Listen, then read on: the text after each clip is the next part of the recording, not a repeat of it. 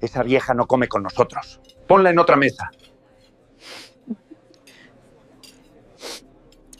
Esas palabras, esas 12 palabras que mi yerno dijo en voz alta frente a 17 personas un domingo al mediodía. Y lo que él no sabía, lo que ninguno de ellos sabía, es que yo llevaba 9 semanas cargando un sobre en mi bolsa. Un sobre que no había abierto. Un sobre que esa misma tarde cambiaría todo. En 22 días, mi hija recibiría la noticia más inesperada de su vida. Y la familia ya no sería la misma. No me humillé. No les di la satisfacción de ver mi cara temblar. Soy Patricia Morales. 61 años. Sé leer contratos. Sé leer personas. Y sé, mejor que nadie, el valor exacto de lo que alguien puede perder cuando no ha leído la letra pequeña. Tomé mi plato con ambas manos, caminé al rincón más alejado del salón, me senté sola frente a una ventana y comí. Despacio, con la espalda recta, mientras ellos me miraban desde la mesa grande. En 22 días entenderían por qué no me quiebra tan fácilmente. Pero para que entiendas cómo llegué a ese rincón ese domingo, necesitas saber lo que pasó antes, mucho antes. Porque esta historia no empezó ese mediodía, empezó hace mucho tiempo, en una cocina que olía a canela y a café de olla, en una casa que yo misma ayudé a construir con las manos y con los sueños que tenía cuando todavía creía que el amor de familia era incondicional. Era el 7 de enero, un domingo, las 12:47 de la tarde, cuando llegué al restaurante. Uno de esos lugares con manteles blancos y copas de cristal y meseros de camisa negra que te preguntan si deseas agua mineral o natural con una sonrisa entrenada. Mi hija Valeria había elegido ese restaurante. Dijo que era especial. Dijo que queríamos celebrar juntos, como familia. Hacía calor ese día, un calor húmedo que se te pega a la ropa. Yo llevaba puesto el vestido azul marino que uso para las ocasiones importantes, el mismo que compré hace 8 años en el mercado del centro, el que siempre me dice Valeria que me hace ver elegante. Olía a mi perfume de siempre, uno sencillo, de gardenia, que me duró más de 2 años porque lo usaba solo cuando salía. Entré al restaurante y el aire frío del aire acondicionado me golpeó la cara. Me sentí bien por un momento, solo un momento. Los vi desde la entrada. Valeria sentada junto a Rodrigo, mi yerno. A su lado, cuñados, primos de él, la madre de él con su collar de perlas, gente que yo apenas conocía. 17 personas en total alrededor de una mesa larga. Me saludaron algunos con la mano. Otros me miraron y siguieron hablando. Rodrigo no levantó los ojos del menú. Me acerqué. Busqué una silla libre junto a Valeria. Ya iba a sentarme cuando Rodrigo levantó la vista. Me miró de arriba a abajo, con esa expresión que tienen las personas cuando calculan el peso de lo que van a decir y deciden que no les importa el daño. Y entonces llamó al mesero, con la mano en alto, como quien llama a un taxi, y dijo, con una voz que llenó todo el salón: «Esa señora no come con nosotros. Ponla en otra mesa, por favor». El silencio que siguió duró menos de 3 segundos. Pero yo los conté uno por uno. Miré a Valeria. Valeria miró hacia el mantel. Las palabras de Rodrigo flotaron por el restaurante. Rebotaron en las paredes forradas de madera clara. Viajaron por encima de las copas de cristal y los cubiertos de plata. Llegaron a los oídos de cada una de las 17 personas sentadas en esa mesa. Y se instalaron en mi pecho como una piedra fría. Había olor a carne asada viniendo de la cocina. Alguien tenía puesto un perfume dulzón que me llegó de repente. Las copas tintinearon cuando el mesero se movió nervioso, sin saber qué hacer. Yo sentí el tejido del vestido azul rozándome los brazos. Sentí el asa de mi bolsa apretada en mi mano. Y sentí algo más, algo en la garganta, algo que sabe a metal cuando te tragas lo que quieres decir y en cambio sonríes. Sonreí. No sé si alguien lo notó, pero sonreí y pensé: está bien, Rodrigo, acabas de cometer el error más caro de tu vida.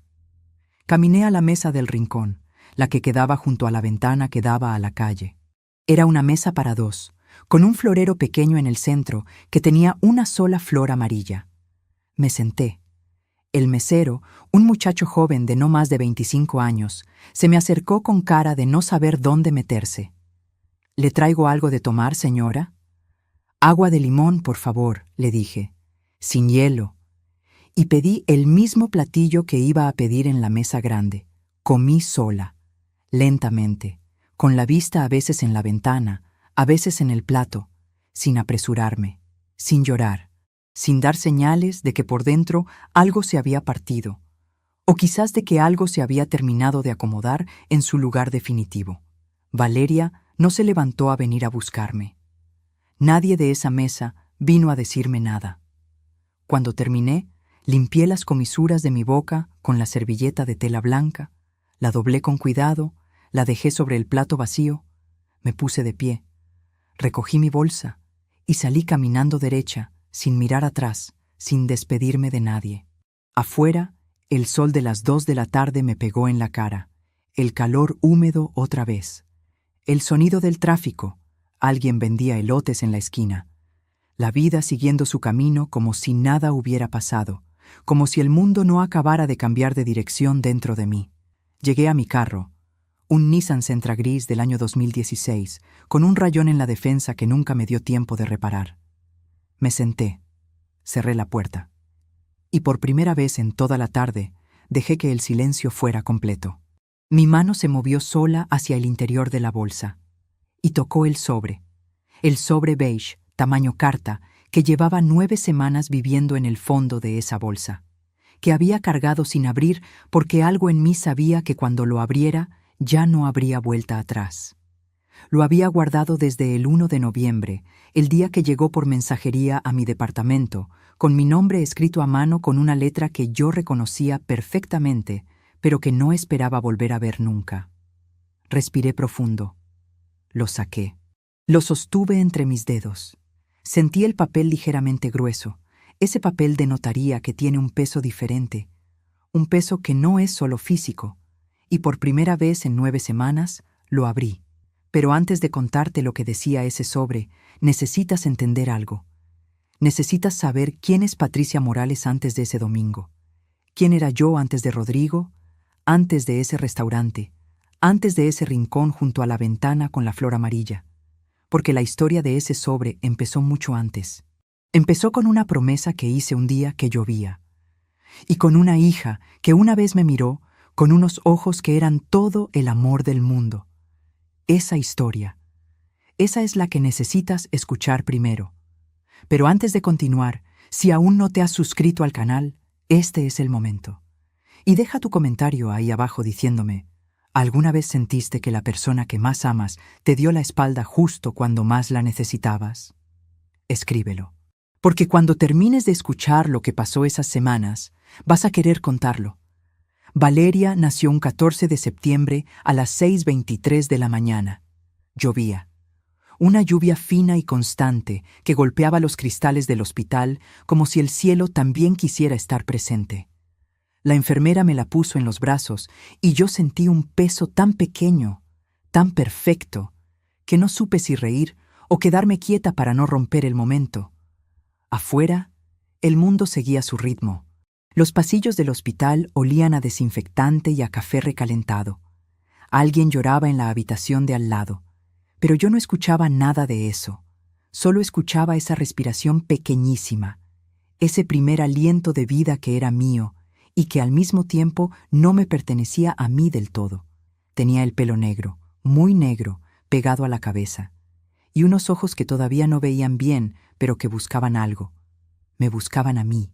Y yo, sin saber exactamente por qué, le hice una promesa que nunca dije en voz alta. Siempre voy a estar aquí.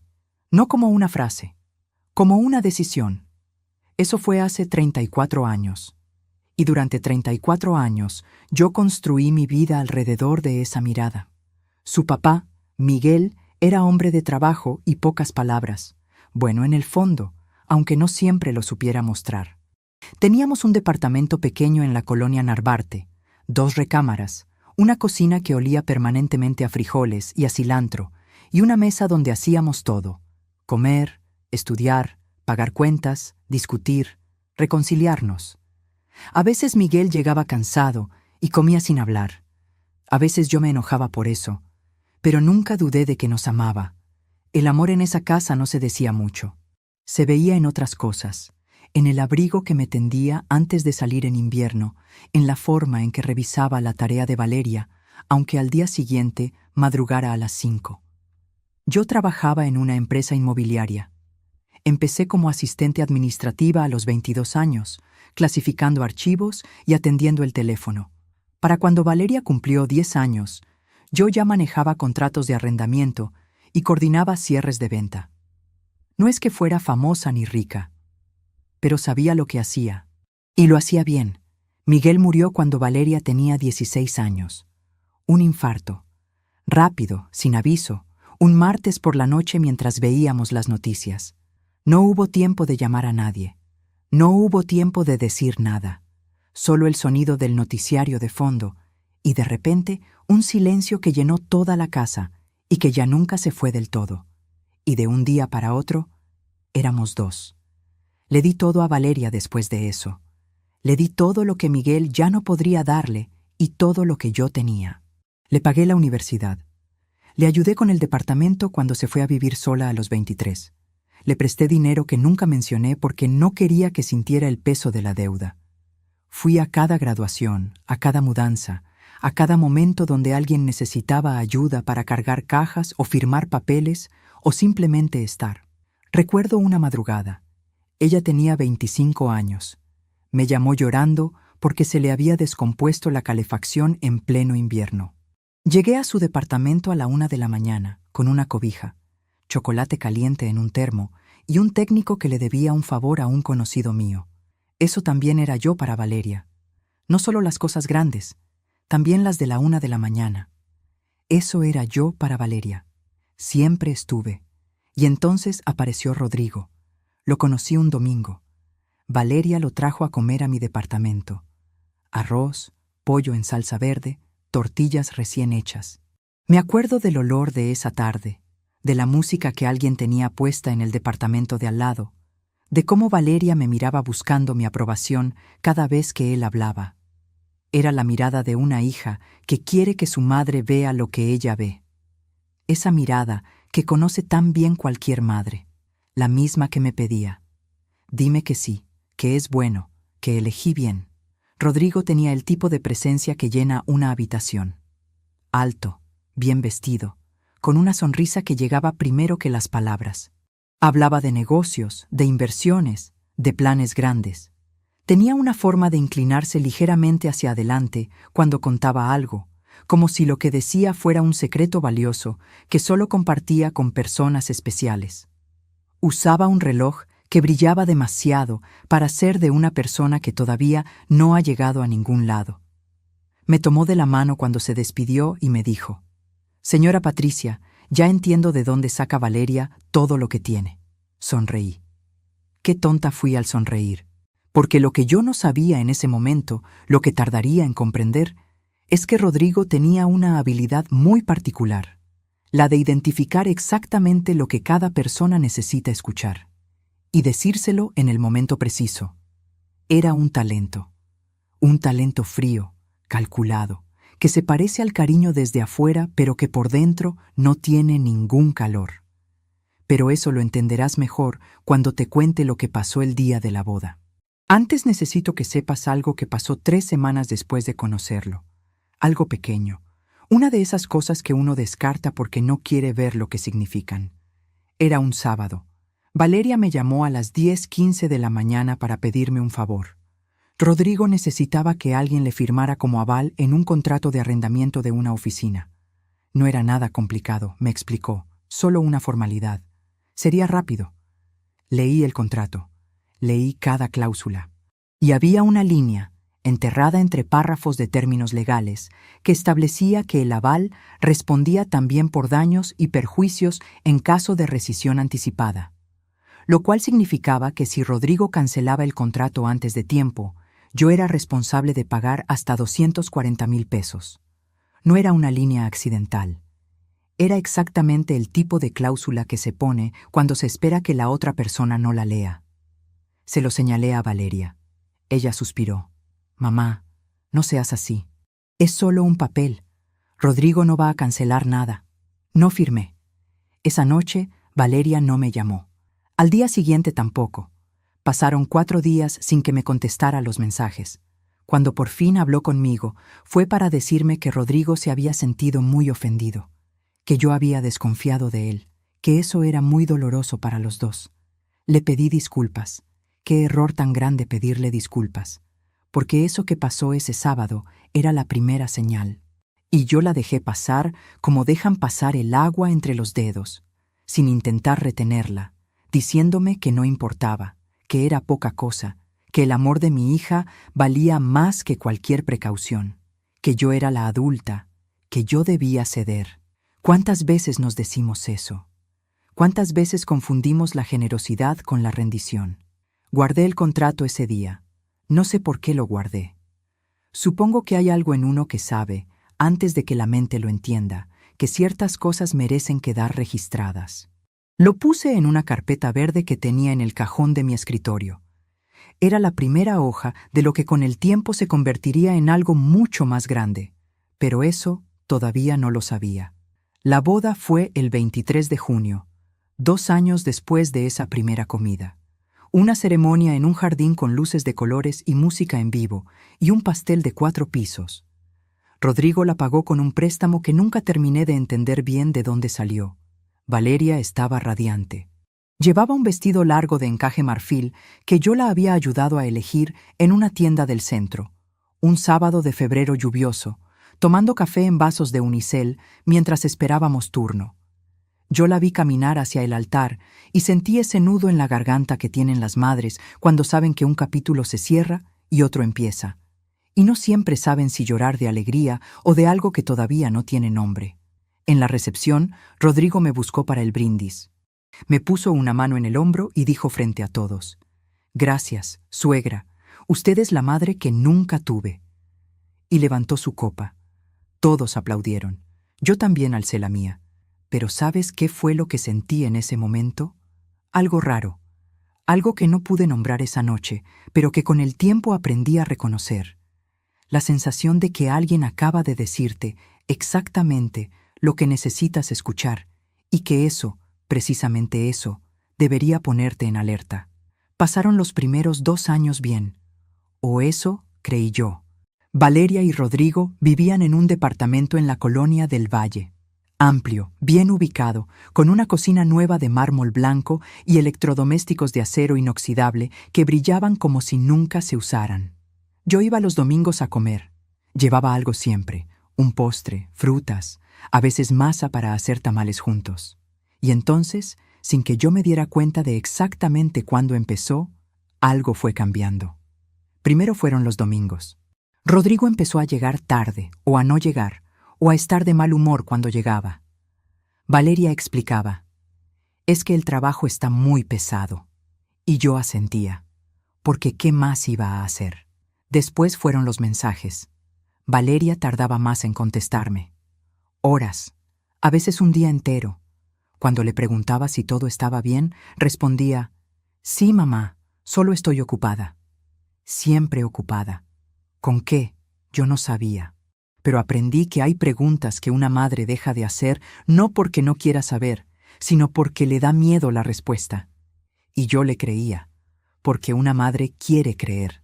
Lo que yo no sabía entonces, lo que descubriría mucho después, es que esos silencios de Valeria no eran solo ocupación, eran decisiones, decisiones que alguien más estaba tomando por ella, y que tenían todo que ver con ese sobre que abrí en el carro el 7 de enero. Pero eso todavía falta. Todavía faltan 22 días para que Valeria despierte esa mañana y reciba la noticia que lo cambiará todo. Primero, necesitas saber qué pasó el Día de las Madres del año pasado. Porque ese fue el día en que yo empecé a ver con claridad. El día en que dejé de decirme que todo estaba bien. El día que guardo en la memoria como el momento exacto en que algo en mí se terminó de endurecer.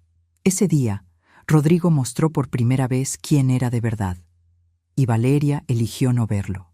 El Día de las Madres del año pasado, el 10 de mayo, amaneció con un sol radiante. Era un martes. Yo me levanté temprano, como siempre, a las 6:15 de la mañana. Me preparé mi café, de esos que uno hace despacio, con cuidado, como si el ritual mismo pudiera protegerte de lo que viene.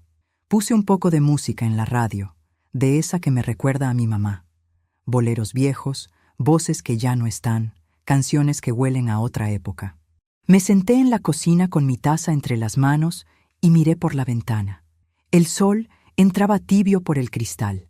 Era un día bonito, de esos que parecen una promesa. Esperaba la llamada de Valeria. La esperaba con esa mezcla de emoción y nostalgia que tienen estos días, esa mezcla que ningún año desaparece del todo, aunque los años pasen y una ya no sea tan joven para creer en los días perfectos. A las 8:00 de la mañana, mi teléfono seguía en silencio. A las 9:00 también. Me levanté a calentar el café. Lo miré un momento antes de beberlo.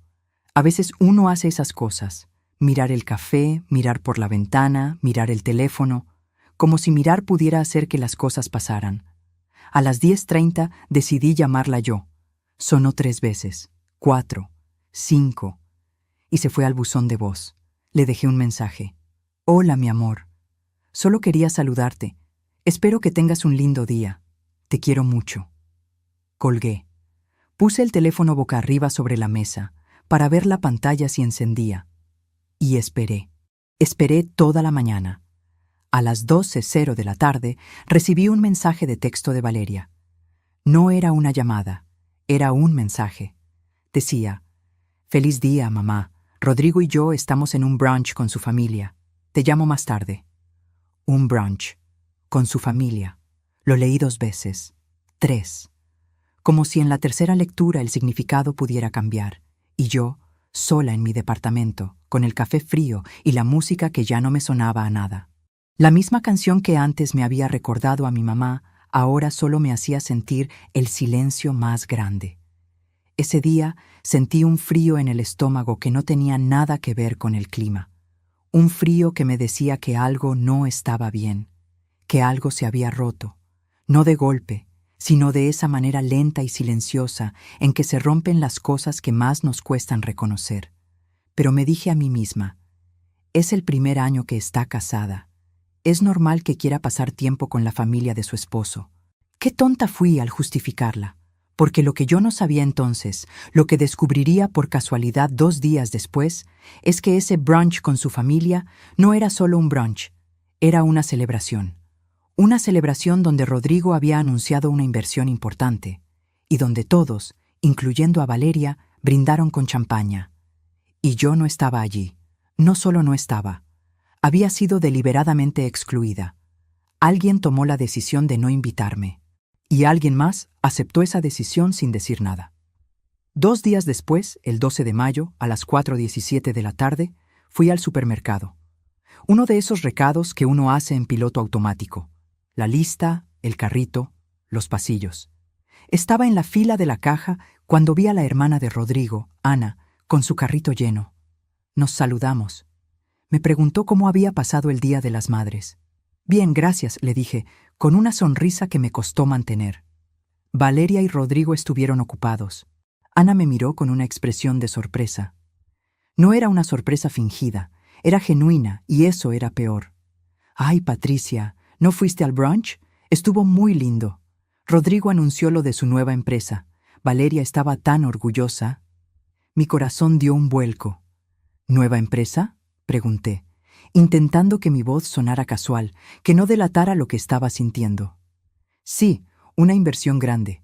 Dijo que por fin iba a tener la libertad financiera que siempre quiso. Brindaron por eso. Fue muy emotivo. Libertad financiera. Esas palabras resonaron en mi cabeza mientras pagaba mis compras. Libertad financiera. Mientras yo esperaba una llamada sentada en mi cocina con el café frío, ellos brindaban por la libertad. La libertad de Rodrigo. Y la de Valeria, supongo. Una libertad que, ya lo iría comprendiendo, tenía mi nombre escrito en algún lugar de la letra pequeña. Esa noche no pude dormir. Me levanté a las 3:42 de la madrugada. Fui a la cocina, me preparé un té de manzanilla. Me senté en la mesa y miré por la ventana. La calle estaba oscura y silenciosa. Ese silencio pesado de las madrugadas entre semana que hace que los pensamientos suenen más fuerte. Y yo sentí una soledad que me caló hasta los huesos. No la soledad de estar sola en casa, la otra, la que duele más, la de sentirte invisible para las personas que elegiste amar. ¿Cómo era posible que mi hija no me hubiera dicho nada de la nueva empresa de su esposo? ¿Cómo era posible que me hubiera mentido sobre el brunch? Y sobre todo, ¿cómo era posible que en el Día de las Madres, el único mensaje que recibí de ella fuera un texto de 4 líneas entre un platillo de brunch y una copa de champaña? Fue en ese momento, en la oscuridad de mi cocina, que decidí que no podía seguir ignorando las señales, que no podía seguir justificando lo injustificable, que cada vez que yo buscaba una excusa para Valeria, le estaba dando a Rodrigo un permiso que él no merecía. Al día siguiente, el 13 de mayo, a las 9:00 de la mañana, llamé a Valeria. «Hola, mamá», dijo, con una voz que sonaba un poco forzada. El tono de quien ya sabe que viene algo incómodo. «Valeria, ¿por qué no me dijiste lo de la nueva empresa de Rodrigo?» Hubo un silencio largo. «Ay, mamá, no es nada importante, son cosas de negocios. Rodrigo no quería preocuparte». ¿Preocuparme? ¿O que supiera que me habías mentido sobre el Día de las Madres? Otro silencio. Más largo esta vez. «Mamá, por favor, no empieces. Rodrigo es mi esposo, yo lo apoyo en todo. Incluso si eso significa dejar a tu madre sola en el Día de las Madres». «No es así, mamá. Tú siempre exageras». Y colgó.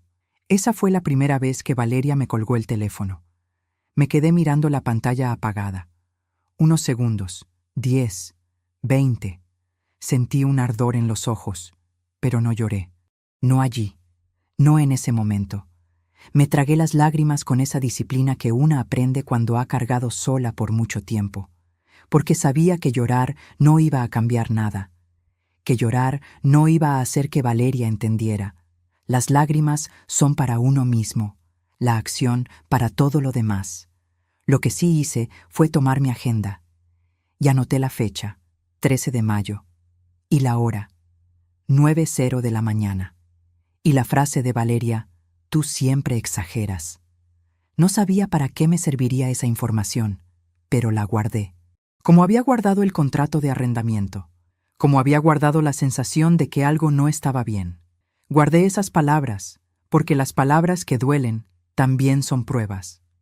Pruebas de quién eligió hacerte daño y cuándo.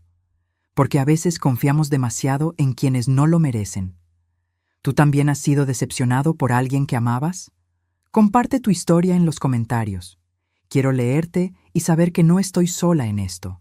Los meses siguientes fueron una sucesión de pequeñas humillaciones. Rodrigo empezó a hacer comentarios sobre mi edad. «Ay, suegra, ya no está para esos trotes». O «Debería descansar más, ya trabajó mucho en su vida». Lo decía con una sonrisa, pero sus ojos no sonreían. Nunca sonreían. Era ese tipo de crueldad que se disfraza de broma, la que hace reír a los demás y solo tú sabes que te está lastimando. Valeria, por su parte, se fue alejando. Las llamadas se hicieron más esporádicas. Las visitas, casi inexistentes. Cuando yo iba a su departamento, Rodrigo siempre encontraba una excusa para irse. «Tengo una reunión importante», o «necesito ir al gimnasio». Cualquier pretexto era bueno mientras sirviera para hacerme sentir que interrumpía algo. Una vez, un sábado por la tarde, a las 5:00, fui a su departamento sin avisar. Quería llevarles un pastel que había hecho. Un pastel de 3 leches, de esos que Valeria pidió en cada cumpleaños desde que tenía 8 años. Toqué la puerta. Valeria abrió. Tenía el pelo revuelto y los ojos un poco rojos. No pregunté por qué. Sonreí. «Mamá, ¿qué haces aquí?» «Les traje un pastel», le dije, extendiéndole la caja. Rodrigo apareció detrás de ella. Llevaba una camiseta de tirantes y el pelo mojado. Me miró con una expresión de fastidio que no se molestó en disimular. «¿No te dijimos que avisaras antes de venir, suegra?» «Solo quería traerles un pastel», repetí, sintiendo cómo el calor subía por mi cuello, esa señal del cuerpo que uno aprende a reconocer y a esconder. Pues ya estamos por salir, dijo Rodrigo. Tenemos una cena importante. Y me cerraron la puerta en la cara. No completamente, pero lo suficiente para que yo entendiera el mensaje. Caminé de regreso a mi carro con el pastel en las manos. El sol ya se estaba poniendo. Las luces de la calle empezaban a encenderse. Los vecinos del edificio de enfrente reían en su balcón. La vida normal de un sábado cualquiera. Y yo sentí el peso del pastel en mis manos. No solo su peso físico, el peso de lo que representaba. Un pastel que había hecho con amor. Un pastel que había sido rechazado. Y que nadie, en toda esa tarde, había tenido la decencia de agradecer. Esa noche, el 17 de septiembre, a las 7:15 de la noche, me senté en mi sala. El pastel seguía en la mesa de la cocina, con la caja todavía cerrada. No lo había tocado. No tenía ganas. Y entonces recordé lo que mi amiga Elena, que es abogada, me había dicho una vez, tomando café en su despacho, después de un trámite que yo había ido a consultarle. Patricia, siempre guarda pruebas. Nunca sabes cuándo las vas a necesitar. En ese momento, aquella frase me había parecido el consejo de alguien que trabaja con conflictos todo el día y ya ve pleitos en todas partes. Esa noche, sentada sola con ese pastel sin abrir, entendí que Elena tenía razón. Me levanté. Fui a la cocina. Saqué mi teléfono. Le tomé una foto al pastel intacto, con la caja todavía cerrada, y le tomé una foto a la hora en mi reloj. No sabía para qué me serviría esa foto, pero la guardé, en una carpeta que creé en mi teléfono, una carpeta que se llamaba Recuerdos, porque para eso sirven los recuerdos que duelen, para que no se pueda negar que existieron. Y solo faltaban 18 días para que Rodrigo me diera la humillación más grande de mi vida. Una humillación que me haría entender que no había vuelta atrás. Pero antes de contarte eso, necesitas saber qué pasó con mi departamento. Porque esa es otra parte de la historia que Rodrigo y Valeria no querían que nadie supiera. Mi departamento. Ese lugar que había sido mi refugio, mi hogar. El espacio donde había criado a Valeria y donde había llorado la muerte de Miguel. Era un departamento modesto, pero lleno de recuerdos. Cada mueble, cada cuadro, cada libro tenía una historia. El sillón café donde Miguel leía el periódico los domingos, la mesita de la entrada donde Valeria dejaba su mochila al llegar de la escuela. Las marcas en el marco de la puerta de la cocina, donde yo iba midiendo su estatura año con año, con una pluma de tinta negra, hasta que llegó un día en que ya no quiso que la midiera más, porque dijo que era una niñería. Ese departamento no era solo paredes, era todo lo que yo había construido. Era la prueba de que habíamos existido como familia. Era el único lugar en el mundo donde yo sabía exactamente quién era. Un día, Valeria me llamó. Era un jueves, el 2 de noviembre, a las 10:00 de la mañana. Su voz sonaba diferente, apurada. Como cuando uno llama con una decisión ya tomada y solo necesita que la otra persona la confirme. Mamá, Rodrigo y yo estamos pensando en comprar una casa más grande. Necesitamos espacio para los niños, ya sabes. Yo no sabía. No sabía que estaban pensando en tener hijos. Nadie me había dicho nada. Me enteré de los planes de mi hija como me había enterado de tantas otras cosas en el último año. De improviso, sin tiempo para reaccionar, sin haber sido consultada. ¿Niños?, pregunté, sintiendo un pequeño pinchazo en el pecho. Sí, mamá, ya es hora. Pero para eso necesitamos vender tu departamento. El silencio que siguió fue tan espeso que pude sentirlo. Un silencio que ocupó cada rincón de la cocina, que se metió por las ventanas y se quedó flotando entre los muebles de siempre. ¿Vender mi departamento? Sí, mamá. Mira, la idea es que tú te vengas a vivir con nosotros. Así nos ayudas con los niños y el dinero de tu departamento nos serviría para el enganche de la casa nueva. Sería un ganar-ganar. Un ganar-ganar. Esas palabras que Rodrigo usaba tan a menudo que ya las reconocía aunque él no estuviera en la llamada. Siempre significaban que él ganaba y yo perdía. Le dije que necesitaba pensarlo. Valeria insistió. Mamá, es lo mejor para todos. Vas a estar con nosotros, con tus nietos. ¿No quieres eso? Claro que quería eso. Quería estar con mis nietos, quería estar con mi hija, quería sentirme parte de algo. Quería que la distancia que se había ido abriendo entre nosotras volviera a cerrarse. Y uno, cuando quiere creer, encuentra razones para creer, aunque las razones no sean suficientes. Aunque en el fondo algo le diga que está cometiendo un error. Y esa fue mi falla trágica. Mi amor ciego, mi miedo a la soledad. Acepté. Qué error tan grande aceptar. Porque lo que yo no sabía entonces, lo que descubriría mucho después, es que Rodrigo ya había puesto el ojo en un terreno en las afueras de la ciudad.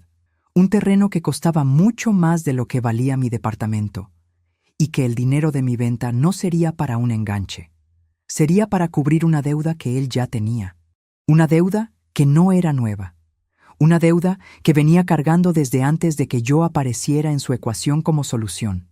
El proceso de venta fue rápido. Demasiado rápido. Rodrigo se encargó de todo. Encontró al comprador, negoció el precio, se ocupó de los papeles. Yo solo tuve que firmar. No me preguntaron qué precio quería. No me dejaron elegir al comprador. Me presentaron todo listo, como si mi única función fuera estampar mi nombre donde me indicaran. Firmé el 26 de noviembre a las 13:00 de la tarde, en la notaría. Sentí un escalofrío en la espalda cuando puse mi nombre en el documento, como si estuviera firmando algo más que la venta de un departamento, como si estuviera firmando mi propia sentencia. El notario me dijo algo sobre los plazos de entrega. Yo asentí. No retuve nada. Solo sentí el bolígrafo entre mis dedos y el peso de lo que no podía deshacerse. Me mudé con ellos el 15 de diciembre. Llegué con 2 maletas y 3 cajas. Mis cosas, mis recuerdos, todo lo que me quedaba de mi vida anterior. Dejé el sillón café porque no cabía. Dejé la mesita de la entrada porque Valeria dijo que ya tenían una igual. Dejé el marco de la puerta con las marcas de estatura. Ese no podía llevármelo. Y por alguna razón fue lo que más me dolió dejar. Su casa era grande, demasiado grande. 4 recámaras, 3 baños, un jardín enorme con alberca. Una casa que gritaba dinero por cada rincón, pero que se sentía vacía de otra manera que el dinero no puede llenar. Rodrigo había insistido en que me quedara en la recámara de invitados, la que estaba al fondo, con vista al jardín. Así tienes tu privacidad, suegra, me dijo. Privacidad. Lo que yo no sabía entonces, lo que tardaría en entender, es que esa recámara al fondo era también la más alejada, la más aislada. Desde allí no se escuchaba la conversación en la sala. No se escuchaba la cocina. Era el cuarto perfecto para alguien a quien quieres tener en casa sin que realmente forme parte de ella. Los primeros días fueron extraños. Valeria intentaba ser amable. Me preguntaba cómo estaba, si necesitaba algo. Pero sus ojos siempre estaban en otra parte. En Rodrigo, en el teléfono, en la televisión. Había en su amabilidad algo ensayado, algo que sonaba a culpa disfrazada de cortesía. Rodrigo, por su parte, se comportaba como si yo no existiera. Pasaba por mi lado sin saludar. Comía en la mesa sin dirigirme la palabra. Si yo intentaba hablarle, me respondía con monosílabos o con un ajá que me hacía sentir invisible. No era un trato hostil. Era algo peor. Era indiferencia total. La clase de indiferencia que dice, sin decirlo, que tu presencia no importa. Pero la humillación más grande llegó el 24 de diciembre. Nochebuena. Yo había pasado todo el día cocinando. Pavo, relleno, ensalada de manzana, romeritos. Todo lo que a Valeria le gustaba. Todo lo que habíamos comido en casa de mis padres cuando ella era niña. Cocinar me llevó 8 horas. 8 horas de pie, con la música del radio de fondo, pensando que quizás esa cena podía ser el principio de algo diferente. Que quizás en Navidad la gente recuerda lo que importa. A las 8:00 de la noche, la mesa estaba puesta. Impecable. Con los manteles que yo había planchado esa misma mañana, la vajilla que había sacado del armario, las copas que había pulido una por una. Hasta puse una velita en el centro. Una sola velita blanca. Rodrigo entró a la cocina, me miró y dijo, con una sonrisa que no llegó a sus ojos: «Suegra, ¿qué hace? Vamos a cenar en casa de mis padres. ¿No le dijimos?» No, no me había dicho. Valeria apareció detrás de él. Me miró con una expresión de culpa, pero no dijo nada. Se puso el abrigo y recogió su bolsa. No dijo nada. Los vi irse. Los vi subirse a su camioneta de lujo, una Mercedes-Benz GLE Coupé, color negro brillante, que Rodrigo había comprado hacía un mes. Costó más de 1.000.000 de pesos. Yo había comido frijoles refritos para ahorrar. Él comía en restaurantes de 2.000 pesos por plato. Yo había vendido el único patrimonio que tenía. Él se compraba camionetas de lujo y celebraba Nochebuena con champaña en casa de sus padres. Los vi alejarse en la oscuridad de la noche y me quedé sola en la cocina, con la mesa puesta, con la vela encendida, con la comida que había preparado con tanto amor, con 12 sillas vacías. 12, las conté. No sé por qué las conté. Tal vez porque cuando uno está solo, necesita poner número a las cosas para que sean reales. No lloré, no en ese momento. Sentí una frialdad que me recorrió el cuerpo. Una frialdad que no tenía nada que ver con la temperatura de la casa. Una frialdad que me hizo sentir peligrosa. Una frialdad que se parece mucho a la claridad. Simplemente miré la mesa, miré el pavo, miré las 12 sillas vacías y apagué la velita. Y dije, en voz baja, tan baja que apenas pude escucharme: «Está bien, que disfruten su cena, porque esta Nochebuena, Rodrigo, es la última que vas a celebrar con tanta tranquilidad». Mi voz era tan calmada que hasta a mí me asustó. Esa noche, el 24 de diciembre, a las 9:30 de la noche, mientras ellos cenaban con la familia de Rodrigo, yo me senté en mi recámara. La recámara del fondo, la del jardín, la del silencio. Saqué mi teléfono y le tomé una foto a la mesa puesta, al pavo, a las sillas vacías, a la velita apagada, y luego abrí la carpeta de recuerdos en mi teléfono y guardé la foto. Ya tenía el contrato de arrendamiento, la fecha de la llamada de Valeria, la foto del pastel y ahora la foto de la Nochebuena. No sabía qué haría con ellas, pero seguí guardándolas, porque así como uno guarda las fotos de los momentos felices para no olvidarlos, también hay que guardar los momentos de traición, para que nadie pueda decir después que no pasó, para que nadie pueda mirar a los ojos y decir: «Tú siempre exageras», porque algo en mí sabía que la dignidad de una madre no se negocia, y que la palabra de una madre, aunque no se escuche, siempre resuena. Y solo faltaban 17 días para que ese sobre que llevaba en mi bolsa fuera abierto. 17 días para que la vida de Valeria y Rodrigo cambiara para siempre. Pero antes de eso, necesitas saber qué pasó con el dinero de mi departamento, porque esa es la parte más cruel de esta historia, la parte que me hizo entender que no había límites para la ingratitud. El dinero de mi departamento. Ese era el nudo de todo. Ese era el verdadero motivo por el que Rodrigo había insistido tanto en que vendiera mi hogar. No los niños, no el espacio, no el futuro de la familia. El dinero.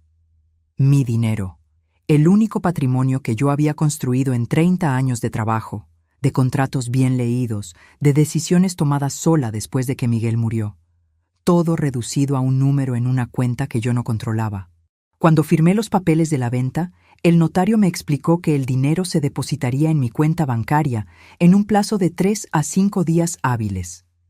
Yo le di mi número de cuenta. Lo anoté en un papel con mi letra, lo doblé, se lo entregué. Salí de la notaría con la copia del contrato en la bolsa y esa sensación extraña de haber cerrado algo que no debía haberse cerrado. Pasaron 5 días, nada. Pasaron 7 días, nada. Llamé a Valeria. Era un lunes, el 4 de enero, a las 11:00 de la mañana. «Mamá, ¿qué pasa? ¿Por qué me llamas tan temprano?» «Valeria, el dinero de la venta de mi departamento no ha llegado a mi cuenta».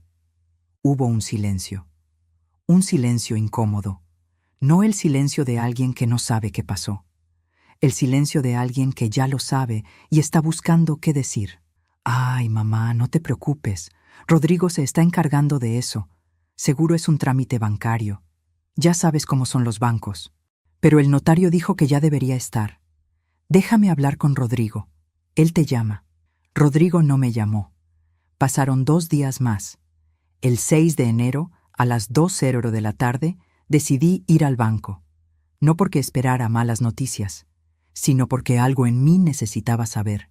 Necesitaba ver los números. Necesitaba una respuesta que no viniera de Rodrigo ni de Valeria. Hablé con la gerente. Le expliqué la situación. Ella revisó mi cuenta con esa expresión profesional que tienen las personas cuando están a punto de decirte algo que prefieren no decir. Señora Morales, me dijo, con una expresión de preocupación. No hay ningún depósito pendiente a su nombre. De hecho, el dinero de la venta de su propiedad fue transferido a otra cuenta el 30 de noviembre. Mi corazón se detuvo. ¿A qué cuenta?, pregunté, sintiendo que el aire se me escapaba de los pulmones. A una cuenta a nombre de Rodrigo Gómez. Rodrigo, mi yerno. El hombre que me había prometido un ganar-ganar. Salí del banco con la cabeza dando vueltas. El sol me golpeó la cara. Sentí un mareo que no era físico. Era el mareo de la traición, ese que no se cura con agua ni con sentarse un momento. Ese que solo se cura con la verdad. Caminé sin rumbo por la calle. Las tiendas, la gente, los ruidos. Todo se veía y se escuchaba borroso, como si yo estuviera en una burbuja de dolor y de rabia. Una señora me chocó el hombro sin disculparse. Un perro ladró desde un balcón. El semáforo cambió de color 3 veces mientras yo seguía parada en la esquina sin moverme. Llegué a la casa de Valeria y Rodrigo. Abrí la puerta con mi llave. Entré. La casa estaba en silencio. Demasiado silencio. El mismo silencio de siempre. Pero esa tarde pesaba diferente. Pesaba como la culpa de alguien que no está. Fui a la cocina. Me senté en una silla. Y por primera vez en mucho tiempo sentí que las lágrimas querían salir. Sentí el ardor detrás de los ojos, esa presión que uno aprende a reconocer. Pero no las dejé. No allí. No en esa casa. Esa casa no merecía mis lágrimas.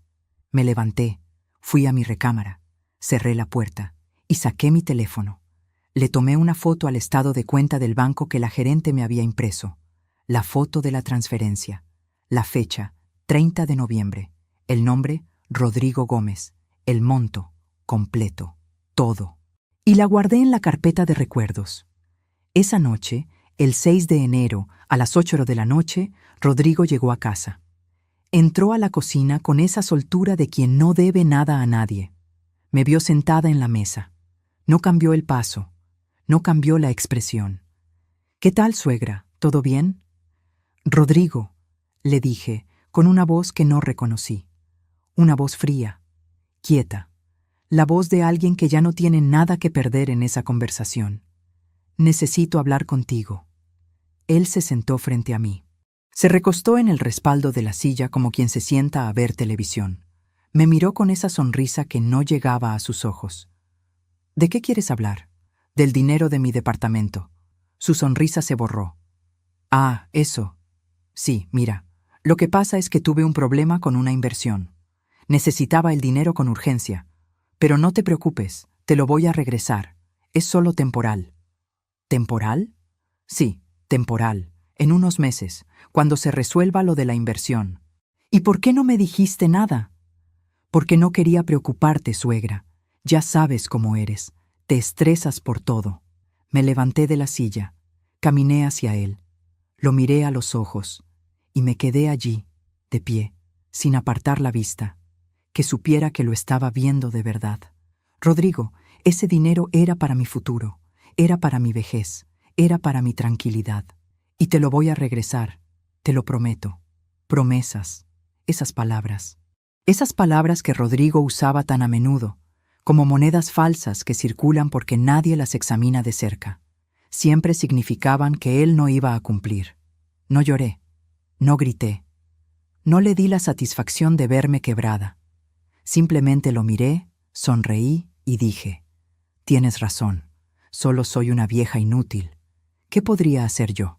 Mi voz era tan calmada que hasta a mí me asustó. Rodrigo se encogió de hombros con esa facilidad que tienen los cobardes cuando creen que ganaron. Exacto, no te preocupes. Yo me encargo de todo. Y se fue.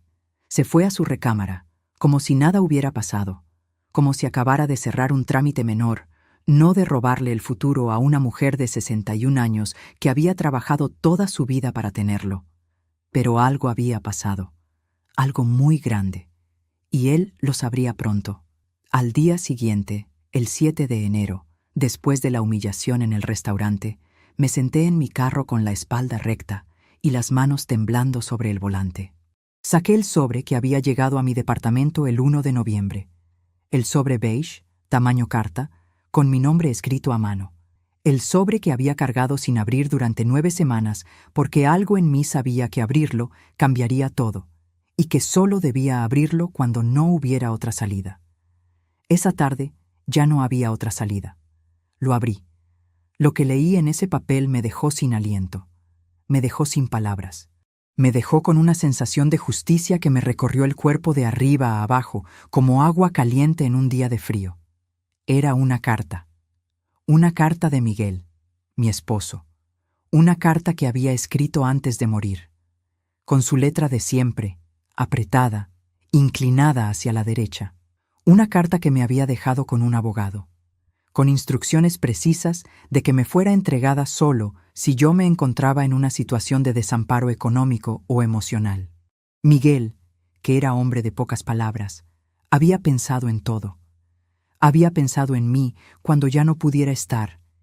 Y en esa carta, Miguel me revelaba un secreto que había guardado durante años, un secreto que cambiaría todo. Pero antes de contarte lo que decía esa carta, necesito que sepas algo.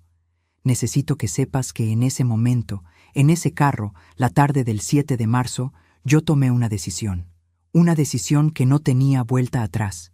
Una de esas decisiones que uno toma en silencio, sin testigos, y que de todas formas pesan más que cualquier otra. Decidí que no iba a permitir que Rodrigo se saliera con la suya. Decidí que no iba a permitir que mi hija me diera la espalda. Decidí que iba a luchar por mi dignidad, por mi dinero, por mi futuro, por todo lo que me había costado construir durante décadas de trabajo, de sacrificio, de amor que no siempre fue correspondido, no con gritos, no con escándalos. Con lo único que Rodrigo nunca calculó que yo tendría: pruebas, tiempo y la claridad de quien ya no tiene nada que perder. Y solo faltaban 22 días para que Valeria recibiera la noticia más inesperada de su vida. 22 días para que la familia ya no fuera la misma. Mientras te cuento todo esto, me pregunto desde dónde podrías estar escuchándome. Escribe el nombre de tu ciudad en los comentarios. Me encantaría saber hasta dónde están llegando mis palabras. La carta de Miguel. El papel que había guardado durante semanas, sin saber que contenía la llave para mi libertad. La abrí con manos temblorosas. El sobre había vivido en el fondo de mi bolsa todo ese tiempo, viajando conmigo al supermercado, a la notaría, al banco, a la mesa donde Rodrigo me dijo que era solo una vieja inútil, y yo lo cargaba sin abrirlo, como si una parte de mí supiera que ese papel era un arma, y que las armas solo se sacan cuando no queda otro camino. El papel olía a viejo, a guardado, a un tiempo que ya no existía, a los cajones de Miguel, a esa mezcla de madera y tabaco que tenía a su lado del cuarto, la letra de Miguel, esa letra que yo conocía también, cada trazo, cada curva, esa inclinación hacia la derecha que tenía cuando escribía con cuidado. Era como si él estuviera hablándome desde el más allá, como si hubiera calculado exactamente el momento en que yo necesitaría escucharlo. Y lo que leí me dejó helada. Miguel había sido un hombre precavido, un hombre que pensaba en el futuro, un hombre que, a pesar de sus pocas palabras y su forma callada de querer, siempre me había amado de una manera que yo tardaría años en comprender del todo. El amor de Miguel no se decía, se construía, se guardaba, se dejaba listo para cuando hiciera falta. En la carta me revelaba que, sin que yo lo supiera, había invertido una parte de sus ahorros en un fondo de inversión de alto rendimiento. Un fondo que había crecido exponencialmente a lo largo de los años, silenciosamente, mientras nosotros vivíamos nuestra vida sin saber que existía. Un fondo que, a la fecha de su muerte, valía una fortuna. Y lo más importante, ese fondo estaba a mi nombre. Solo a mi nombre, con una cláusula que establecía que, en caso de su fallecimiento, yo sería la única beneficiaria, sin excepciones, sin condiciones. Y que, si yo me encontraba en una situación de vulnerabilidad, el abogado que custodiaba la carta debía informarme de la existencia de ese dinero. Miguel lo había pensado todo, hasta lo que yo no pude ver venir: el monto. El monto era lo que me dejó sin aliento. No eran unos cuantos pesos, no eran unos cuantos miles, eran 5 millones de pesos. 5 millones de pesos que Rodrigo no sabía que existían. 5 millones de pesos que Valeria no sabía que existían. 5 millones de pesos que no habían aparecido en ningún contrato, en ninguna conversación, en ninguno de los cálculos que Rodrigo había hecho cuando decidió que yo era una pieza fácil de mover. 5 millones de pesos que cambiarían todo. Solté la carta sobre la cama. Me quedé mirándola un momento, y entonces sentí algo que no esperaba sentir. Quise hablar con Miguel. Quise decirle gracias. Quise decirle que lo seguía amando, que lo extrañaba más que nunca. Sentí una mezcla de emociones que no cabían todas al mismo tiempo. Alivio por saber que no estaba desamparada, que no dependía de la bondad de nadie para sobrevivir. Rabia por la traición de Rodrigo y la indiferencia de Valeria. Y tristeza, una tristeza honda, limpia, por Miguel, que había pensado en mí hasta el último momento, que me había cuidado incluso desde el silencio de su ausencia. Esa noche, el 7 de enero, a las 11:00 de la noche, no pude dormir. Me levanté. Fui a la cocina. Me preparé un vaso de agua y me senté en la mesa. Miré por la ventana. La luna llena iluminaba el jardín, el mismo jardín que yo veía desde mi recámara del fondo, la recámara del aislamiento. Pero esa noche el jardín se veía distinto. O quizás era yo la que me veía distinta. Y sentí que, por primera vez en mucho tiempo, podía respirar. Una respiración lenta, completa, de esas que uno no sabe que ha estado evitando hasta que por fin las da. Pero no era solo el dinero, era la dignidad, era la justicia. Era la certeza de que no estaba sola, que Miguel, de alguna manera, seguía cuidándome, que el hombre callado que leía el periódico los domingos y nunca supo decir «te quiero» con palabras, había encontrado su propia forma de decírmelo, una forma que llegó exactamente cuando yo más la necesitaba. Al día siguiente, el 8 de marzo, a las 9:00 de la mañana, hice una llamada. Llamé al abogado que Miguel había mencionado en la carta, el licenciado Carlos Fuentes. Marqué el número despacio, como se marcan los números importantes, sin apuro, con la certeza de quien sabe que lo que viene ya no tiene vuelta atrás. Me contestó una secretaria. Le expliqué mi situación con calma, con las palabras justas. Me pasó con el licenciado. «Señora Morales», me dijo, con una voz amable, de esas que no necesitan esforzarse para transmitir confianza. «Lamento mucho que haya tenido que pasar por esto. Miguel era un gran hombre y siempre se preocupó por usted». Le conté todo. Le conté lo del departamento, lo del dinero transferido sin mi consentimiento, lo de la humillación en el restaurante, las 12 palabras de Rodrigo frente a 17 personas, lo de la Nochebuena con la mesa puesta y las 12 sillas vacías. Le conté cada detalle, cada herida, cada traición. Hablé durante casi una hora, y conforme hablaba, fui sintiendo que cada cosa que había callado durante meses iba encontrando su lugar, su peso real, su nombre correcto. Él me escuchó con atención, sin interrumpir, sin juzgar, con esa quietud de los abogados que han escuchado muchas historias y saben cuándo una de verdad importa. Cuando terminé, me dijo: «Señora Morales, usted tiene todos los derechos y tenemos todas las pruebas». Pruebas. Esa palabra. Esa palabra que yo había estado construyendo pacientemente, foto por foto, fecha por fecha, en una carpeta que se llamaba Recuerdos, y que en realidad era mucho más que eso. Le envié todas las fotos. El contrato de arrendamiento con la cláusula que no firmé, la fecha y hora de la llamada de Valeria, la foto del pastel intacto, la foto de la Nochebuena con la mesa puesta y las sillas vacías, la foto del estado de cuenta del banco con la transferencia a nombre de Rodrigo Gómez. Y él me dijo, con esto podemos hacer mucho, podemos recuperar su dinero y podemos hacer que Rodrigo y Valeria entiendan las consecuencias de sus actos. Sentí un escalofrío de justicia, no de venganza. Hay una diferencia. La venganza quiere ver sufrir. La justicia solo quiere que las cosas vuelvan a su lugar. ¿Qué podemos hacer?, pregunté. Podemos demandar a Rodrigo por fraude y abuso de confianza, y podemos demandar a Valeria por complicidad y abandono de persona mayor. Abandono de persona mayor. Esa frase me golpeó como un rayo, no porque me sorprendiera lo que decía, sino porque ponerle un nombre legal a algo que yo había vivido en silencio durante meses lo hacía real de una manera diferente, definitiva. Mi hija, mi propia hija. ¿Y qué pasaría con ellos? Rodrigo podría ir a la cárcel y Valeria podría perder la custodia de sus hijos, si es que los tiene, y ambos tendrían que pagar una indemnización considerable. La cárcel, la pérdida de custodia, la indemnización. Esa era la consecuencia. La consecuencia que yo había prometido en voz baja en el restaurante, frente a una mesa del rincón con una flor amarilla. La consecuencia que Rodrigo no calculó cuando me llamó al mesero y dijo sus 12 palabras en voz alta. Pero, ¿sabes qué fue lo que sentí en ese momento? No fue alegría, no fue venganza. Fue una tristeza profunda y limpia.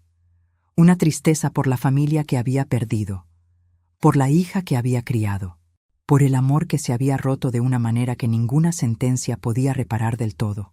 Le dije al licenciado Fuentes, quiero que Rodrigo pague por lo que hizo, pero no quiero destruir la vida de mi hija. No quiero que pierda a sus hijos. Él me miró con comprensión. Entiendo, señora Morales, podemos buscar una solución que sea justa, pero que no sea excesivamente punitiva para Valeria. Usted decide hasta dónde llegar. Usted decide. Esas 2 palabras. Esas 2 palabras que nadie en esa casa me había dicho en meses. Y así, el 8 de enero, a las 11:00 de la mañana, tomé la decisión final. Decidí que iba a luchar por mi dignidad, por mi dinero, por mi futuro, pero que lo haría con la cabeza fría, con la justicia en la mano y con el corazón de una madre que, a pesar de todo, a pesar de las sillas vacías y las puertas cerradas y los mensajes sin contestar, seguía amando a su hija, porque eso no se quita, aunque duela, aunque no lo merezcan. Y solo faltaban 21 días para que Valeria recibiera la noticia más inesperada de su vida. 21 días para que la familia ya no fuera la misma. Mañana sería el día en que el licenciado Fuentes enviaría la primera notificación legal. Mañana sería el día en que la cuenta regresiva para Rodrigo y Valeria comenzaría de verdad. Y esta vez yo no iba a pedir disculpas. El 29 de enero, a las 10:00 de la mañana, el licenciado Fuentes envió la notificación legal. Era un documento formal, con sellos y firmas y el peso específico de las cosas que ya no tienen vuelta atrás.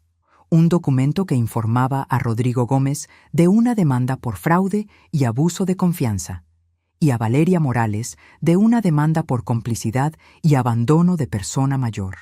Yo no estaba allí cuando llegó. No quería estarlo. Quería estar lejos, en un café que no conocía, con un libro que no leí, dejando que el documento hablara por mí de una manera que yo nunca había podido hacerlo en voz alta. Pero me imaginé la escena. Me imaginé al mensajero tocando la puerta. Me imaginé a Rodrigo abriendo el sobre con esa soltura de quien cree que nada puede sorprenderlo. Me imaginé el momento exacto en que sus ojos leyeron su nombre en el encabezado legal, su cara de sorpresa, su cara de rabia, su cara de miedo.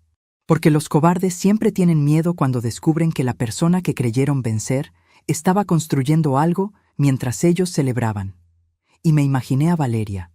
Me imaginé su confusión al ver su propio nombre en ese papel, su incredulidad, su dolor. Me pregunté si en ese momento pensó en mí, si por primera vez en mucho tiempo me vio de verdad. Ese día, el 29 de enero, a las 11:30 de la mañana, mi teléfono sonó. Era Valeria. «Mamá, ¿qué es esto? ¿Qué significa este papel?» Su voz sonaba quebrada. Una voz que yo reconocía de otros tiempos, de cuando era niña y algo le salía mal y venía a buscarme. «Significa que estoy luchando por lo que es mío, Valeria», le dije, con una calma que me sorprendió a mí misma. La calma de quien ya tomó la decisión más difícil y ya no tiene nada que temer. «¿Pero por qué? ¿Por qué nos haces esto? ¿Por qué? ¿De verdad me preguntas por qué, Valeria? Después de todo lo que ha pasado, después de que Rodrigo se quedó con el dinero de mi departamento, después de que me humillaron en el restaurante frente a 17 personas, después de que me dejaron sola en Nochebuena con la mesa puesta y las 12 sillas vacías». Hubo un silencio largo, el tipo de silencio que no es ausencia de palabras, sino presencia de todo lo que no se puede negar. «Mamá, yo no sabía lo del dinero, te lo juro». «¿No sabías? ¿De verdad crees que te voy a creer eso, Valeria? ¿Tú, que siempre has sido tan inteligente? ¿Tú, que siempre has sabido lo que pasa en tu casa? ¿Tú, que elegiste mirar para otro lado cada vez que yo traté de hablar? Rodrigo me dijo que era un préstamo, que te lo iba a regresar. Un préstamo que nunca me pidió. Un préstamo que nunca me consultó. Un préstamo que nunca me regresó. Y que tú, Valeria, aceptaste en silencio». Valeria empezó a llorar. Un llanto desesperado, roto, de esos que no se pueden fingir. «Mamá, por favor, no hagas esto. Rodrigo va a perderlo todo. ¿Y yo? Yo no sé qué voy a hacer». «Debiste haberlo pensado antes, Valeria. Debiste haber pensado en mí, en tu madre, en la mujer que se levantó a la 1 de la mañana para llevarte una cobija cuando tenías frío, en la mujer que firmó papeles y cargó cajas y prestó dinero sin pedirte nada a cambio. Esa mujer existía, Valeria, y merecía algo más que silencio». Y colgué. Sentí un nudo en el estómago. Un nudo de dolor, sí, pero también de firmeza. La firmeza de quien finalmente dejó de doblarse. Porque lo que yo no sabía entonces, lo que descubriría mucho después, es que esa llamada de Valeria no era solo por preocupación, era por miedo. Miedo a perderlo todo. Miedo a enfrentar las consecuencias de años de elecciones hechas a medias, de complicidades calladas, de amor propio construido sobre el silencio de otra persona. Esa tarde, el 29 de enero, a las 4:00 de la tarde, Rodrigo llegó a casa. No tocó, nunca tocó. Abrió la puerta de mi recámara de golpe. Tenía la cara roja, los ojos inyectados en sangre, los puños apretados. Era la cara de un hombre al que le acaban de quitar la máscara. «¿Qué demonios te pasa, vieja? ¿Cómo te atreves a hacer esto?» Me puse de pie, despacio, sin apuro. Lo miré a los ojos sin pestañear. «Me atrevo porque es lo justo, Rodrigo. Me atrevo porque me robaste. Me atrevo porque me humillaste delante de tu familia entera. Me atrevo porque soy tu suegra. Y merezco respeto». Él se rió. Una risa amarga, nerviosa, la risa de alguien que intenta recuperar el control con el único recurso que le queda.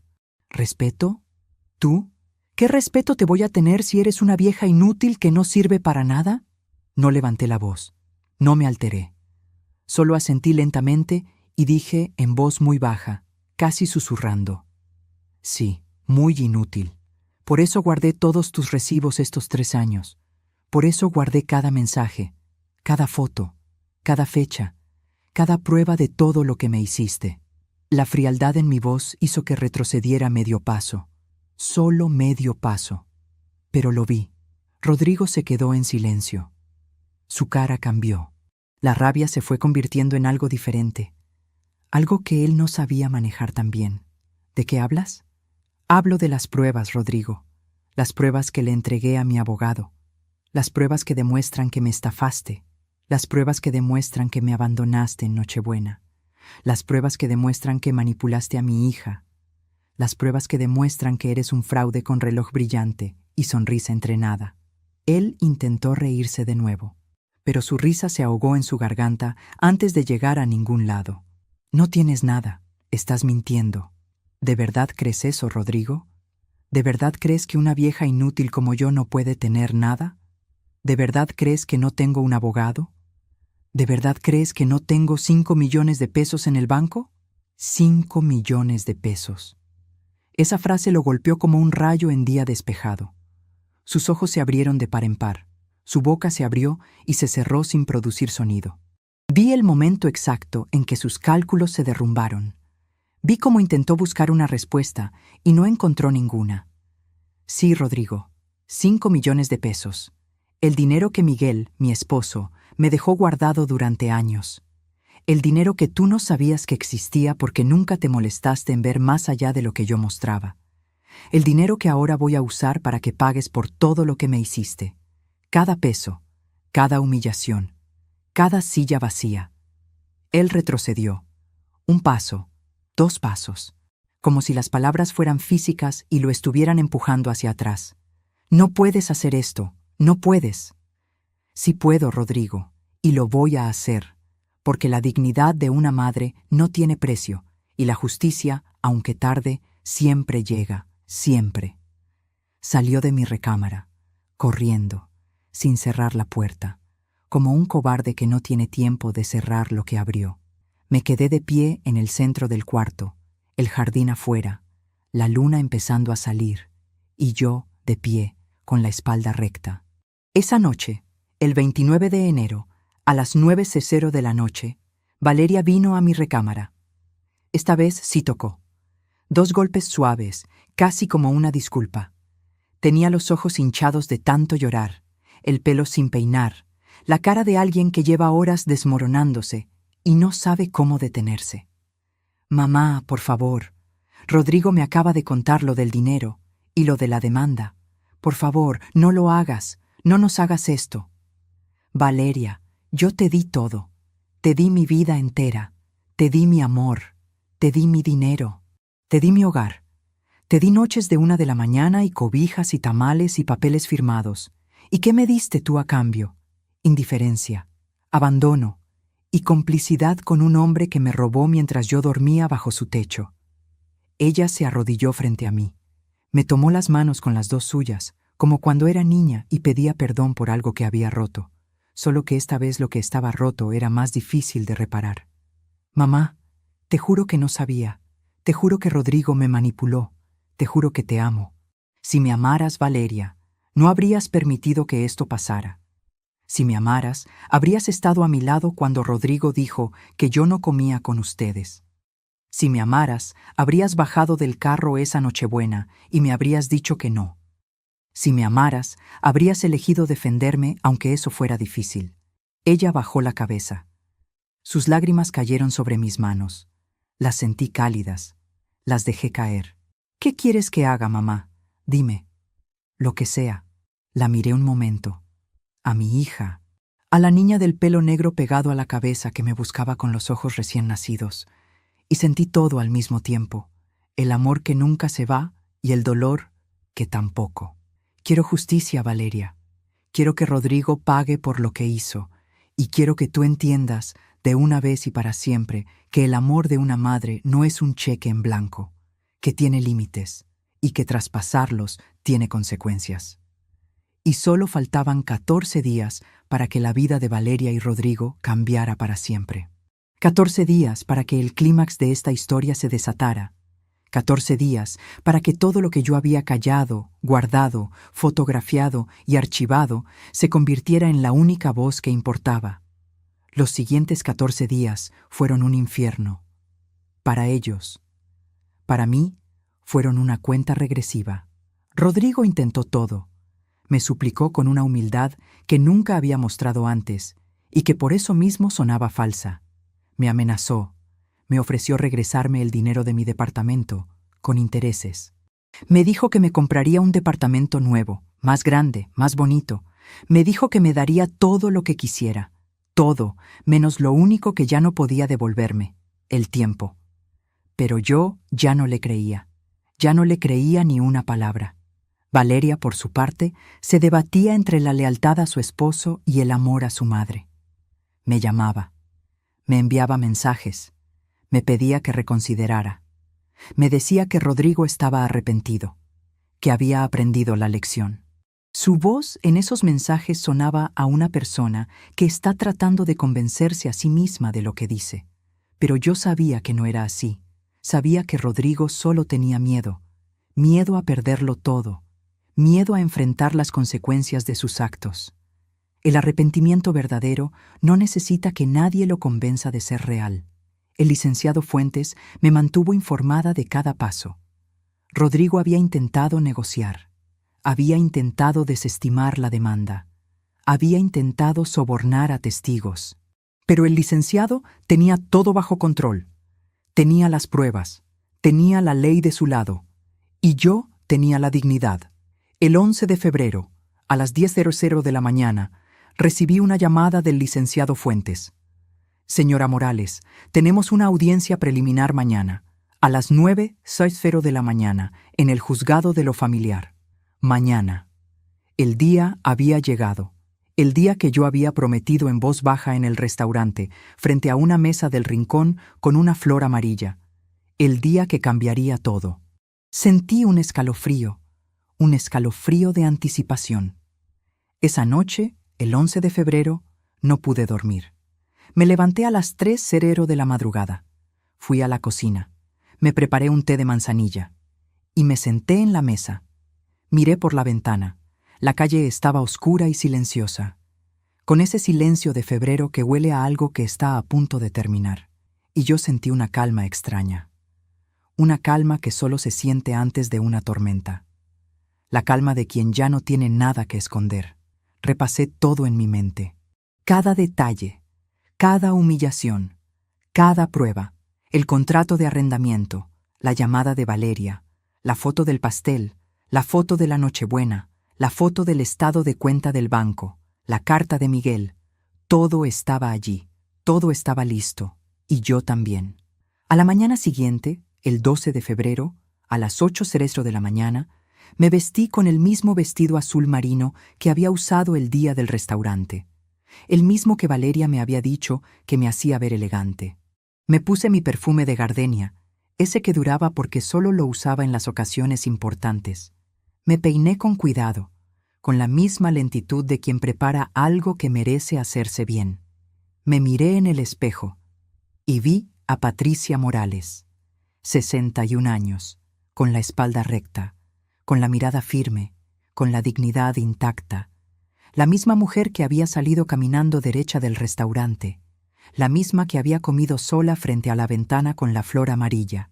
Solo que ahora llevaba algo diferente en la bolsa. Ya no el sobre cerrado. Llevaba la respuesta. Llegué al juzgado a las 8:45 de la mañana. El edificio era imponente, de piedra gris, con columnas altas y una puerta de madera maciza. El aire estaba frío. El olor a papel viejo y a desinfectante me llegó de repente. Ese olor específico de los lugares donde las cosas se vuelven oficiales. El licenciado Fuentes me esperaba en la entrada. Me saludó con una sonrisa tranquila, de las que no necesitan decir nada más. ¿Lista, señora Morales? Lista, licenciado. Entramos al juzgado. La sala de audiencias era pequeña, con paredes de color crema y una mesa larga en el centro. Había un juez sentado en el estrado con expresión neutral, de quien ha escuchado muchas historias y sabe separar el ruido de lo que importa. Y frente a la mesa, sentados en silencio, estaban Rodrigo y Valeria. Rodrigo tenía la cara pálida, los ojos hundidos. Llevaba un traje oscuro que le quedaba grande, como si hubiera adelgazado en estos días o como si el traje fuera prestado, de alguien que creyó que nunca llegaría a necesitarlo. Parecía un hombre derrotado. Valeria tenía los ojos rojos, la mirada perdida. Llevaba un vestido sencillo, de color gris. Parecía una sombra de la mujer que yo había conocido. Mi hija, en una silla de juzgado, un 12 de febrero, nos sentamos frente a ellos, el licenciado Fuentes a mi lado. El juez dio inicio a la audiencia. El licenciado Fuentes presentó el caso. Habló de fraude, de abuso de confianza, de abandono de persona mayor. Presentó las pruebas, una por una, cada foto, cada documento, cada testimonio, todo lo que yo había guardado en la carpeta de recuerdos, desfilando ante el juez con fecha, hora y nombre. Mientras el licenciado hablaba, yo miraba a Rodrigo. Su cara se contraía con cada revelación, como alguien que recibe un golpe y no puede esquivarlo. Sus manos temblaban. Sus ojos se movían de un lado a otro, buscando una salida que ya no existía. Y miraba a Valeria. Ella mantenía la cabeza baja. No me miraba. No miraba a Rodrigo. Solo miraba el suelo, como si allí pudiera encontrar algo que le explicara cómo había llegado hasta ese punto. Cuando el licenciado Fuentes terminó, el abogado de Rodrigo tomó la palabra. Intentó desestimar las pruebas. Intentó argumentar que todo era un malentendido, que Rodrigo era un hombre de bien, que yo era una vieja resentida que no entendía cómo funcionaban los negocios. Pero el juez no le creyó. El juez miró a Rodrigo. Señor Gómez, las pruebas son contundentes. Usted se apropió indebidamente de 5 millones de pesos que le pertenecían a la señora Morales, y usted la humilló, la abandonó, la trató con desprecio en su propia casa. Rodrigo intentó hablar, pero el juez lo interrumpió. Y usted, señora Morales, dijo el juez mirando a Valeria, usted fue cómplice de su esposo. Usted permitió que su madre fuera maltratada. Usted la abandonó en un momento de vulnerabilidad, cuando una hija debería haber estado presente. Valeria levantó la cabeza. Sus ojos se encontraron con los míos, y en su mirada vi dolor, arrepentimiento, y una tristeza tan profunda que me recordó a la niña que lloraba a la 1 de la mañana esperando que yo llegara con una cobija. En ese momento sentí que mi corazón se encogía. Todavía me pregunto si hice lo correcto. ¿Y tú? ¿Qué habrías hecho en mi lugar? Dime en los comentarios. De verdad quiero saber qué piensas. El juez dictó su sentencia. Rodrigo Gómez fue declarado culpable de fraude y abuso de confianza. Fue condenado a pagar una indemnización de 5 millones de pesos a Patricia Morales, más intereses y gastos legales. Y fue condenado a 3 años de prisión. 3 años de prisión. Rodrigo se puso de pie. Su cara era un grito mudo. Intentó protestar, pero los guardias lo detuvieron. Lo vi salir esposado por la puerta lateral y pensé en el reloj que brillaba demasiado el día que lo conocí. Y Valeria Morales fue declarada culpable de complicidad y abandono de persona mayor. Fue condenada a pagar una indemnización de 2 millones de pesos a Patricia Morales. Y fue condenada a asistir a terapia familiar y a realizar servicio comunitario en un asilo de ancianos. 2 millones de pesos. Terapia familiar. Servicio comunitario. Valeria se quedó en silencio. Las lágrimas corrían por su cara sin que ella hiciera ningún gesto por detenerlas. El juez terminó la audiencia. Me levanté. El licenciado Fuentes me puso una mano en el hombro. Lo logramos, señora Morales. Se hizo justicia. Yo asentí, sin triunfo en la voz, solo certeza. Caminé hacia Valeria. Me detuve frente a ella. Por un momento solo la miré. A mi hija, a la persona por quien yo había firmado papeles y cargado cajas y prestado dinero sin pedir nada.